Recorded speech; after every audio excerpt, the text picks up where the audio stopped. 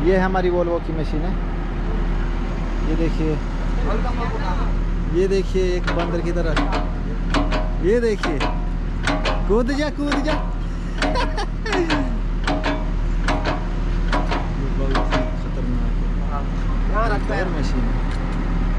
नदी का काम चला हुआ है यहाँ पे, और आगे देखिए ये है यहाँ पे पानी रोक रखा है। 15 गेट हैं इसके, यहाँ पे करते हैं हम नदी में काम, कुछ नदी में। ये देखिए,